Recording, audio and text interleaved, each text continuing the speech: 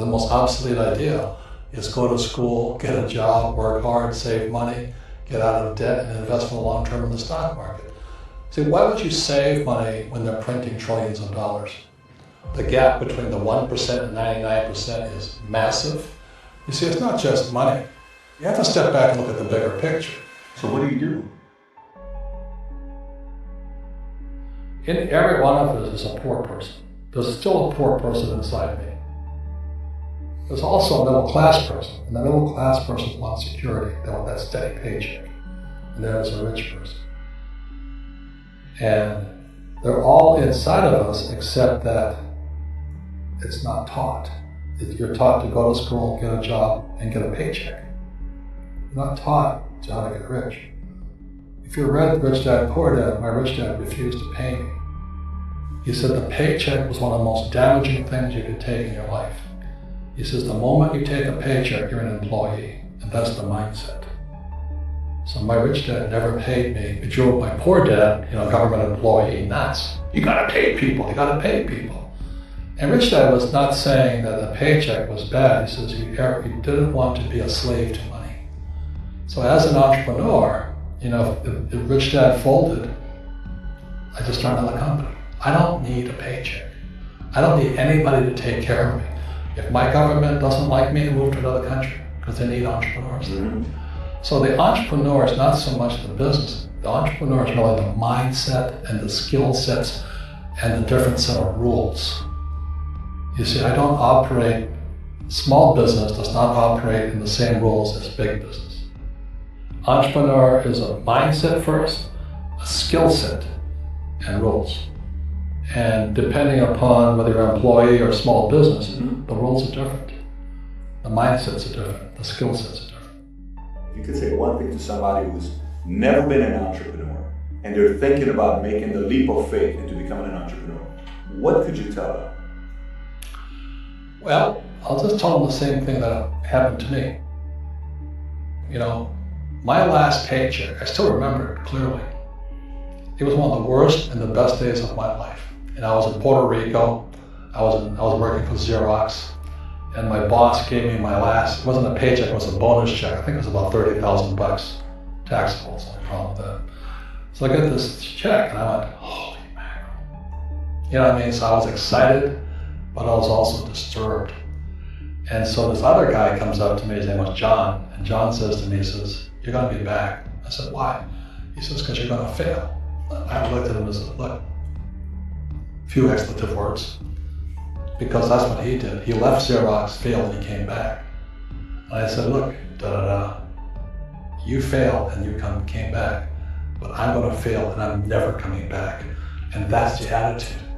Do you know what I mean? If you say, "Well, if I fail, I'll go back to mommy and daddy," then that's what you'll do. So if you fail, that's when I became an entrepreneur, because I had no money. I had no money for years. I didn't have a paycheck. But that's what my rich dad encouraged me to do. He says, when you don't have this paycheck, you get hungrier, smarter, and it's a test of your character. Will you become a crook? Will you become dishonest? Will you cheat and steal? Or will you become a better human being? So really, that's the benefit of becoming an entrepreneur. You really find out who you are when you don't have anything. So you always have to look at the big picture. Too many people look at, well, what's going to happen to me? When you look at the big picture, you're also going to know that when something bad happens, something good's going to happen. Mm-hmm. But you got to prepare for whatever is coming. If you think next 20 years will be like the last 20 years, you're going to get creamed. When you and I go to the supermarket and we buy a carton of milk, we always check for the expiration date. But most people do not check for the expiration date on their brains. Instead of get out of debt, I get into debt. I just refinanced $300 million in debt. I went from 5% to 2.5% interest. I made a fortune. Every month, more money comes in because my cost of money has gone down. So while some financial experts are saying get out of debt, I'm saying learn how to use debt. Mm-hmm. So when I came back from Vietnam in January '73, the first thing my rich dad said to me was go to school to learn how to invest in real estate. It wasn't real estate, it was how to use debt and taxes. Debt and taxes make the rich richer. Debt and taxes make the poor middle class poorer. So all the rich guys who are doctors or lawyers or, those guys, they're getting creamed. They don't know why. Doctors are getting creamed. Oh yeah, they're making more money, but the take home is less. Sure. My doctor just yelled at me, he's happy, he says, "Oh, guess what, I finally made $1 million. And I said, yeah, this was just 3 weeks ago. And so I said, yeah, well, how much you pay in tax? He says, $750,000 in taxes. So his net was about $400,000. That's not bad. But when I make $1 million, I keep $1 million. And the reason is because I don't make it by working for money. See, if you work for money, you're taxed. So that's why lesson number 1 in Rich Dad Poor Dad is the rich don't work for money. What we do instead is we create businesses as entrepreneurs. We acquire real estate. I don't invest in the stock market. Okay? So the reason is because as entrepreneurs, I have more control over my income, how much I make, and how much I pay in taxes. And because I'm an entrepreneur as well as an investor in real estate, I pay 0 tax. So every time I make, let's say, $1 million as an entrepreneur, I immediately invest it in real estate and have a 4-to-1 step up.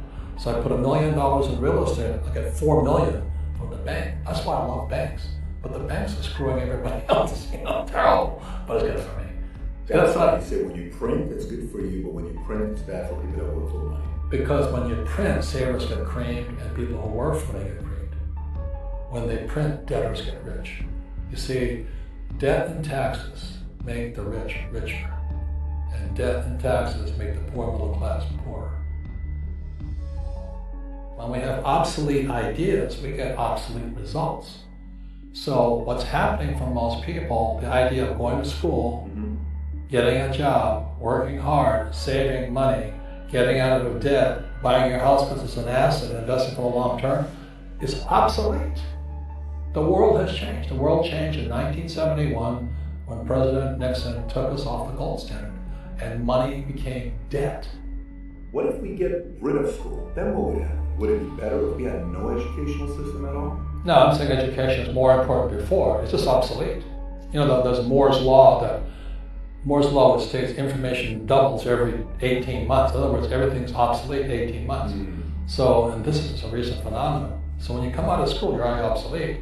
And that's why I'm the old guy, I meet my friends who went to Harvard. I went to Harvard. I said, yeah, that was how long, 50 years ago.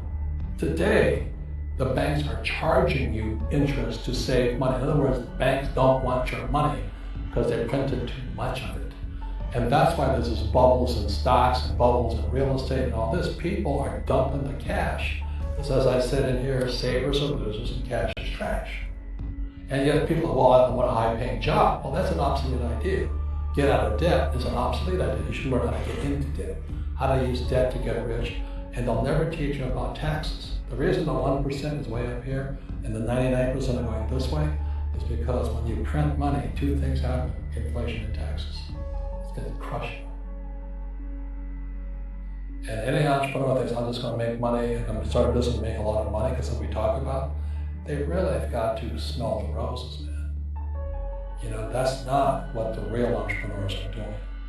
Most entrepreneurs, there's 28 million small business owners in America. 24 million are one-person entrepreneurs. They're called non-employee entrepreneurs. So and that's what happens is when people don't really understand what an entrepreneur does. So most people are self-employed, but they're not really entrepreneurs. The self-employed pay the highest taxes of all, and nobody tells them that.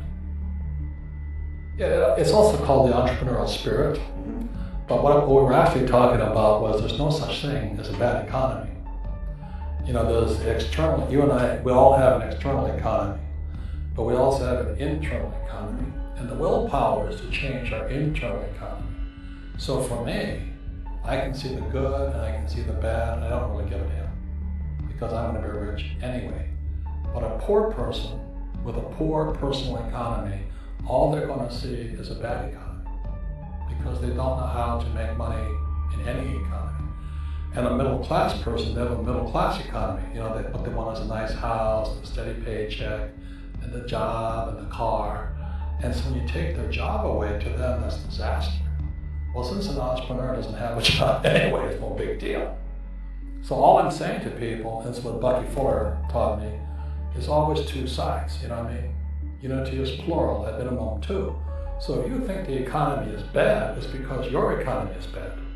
If you think that steady, employment is important, then you'll see an economy without jobs. Your economy versus the external economy. What you control versus what you can't. I can control. Yeah, it's called an internal focus versus an external focus. So the real entrepreneur has an internal focus. But if they fall down, they say, "Oh, this is good, because I'm going to go up higher." The average person will fall down and say, "Oh, I'm going to take some Prozac." Or somebody has a mistake. "Oh, the mistakes don't matter." Well, mistakes matter. It means you didn't know something. But a real entrepreneur, whether they fall down, they always can go up. They can stand back up and go higher. And no matter what happens to them, they get stronger and better and smarter and happier. But a person with a weak internal mindset is that they're so afraid of what happens, it generally happens. Like, people are afraid of losing their jobs, they generally lose their jobs.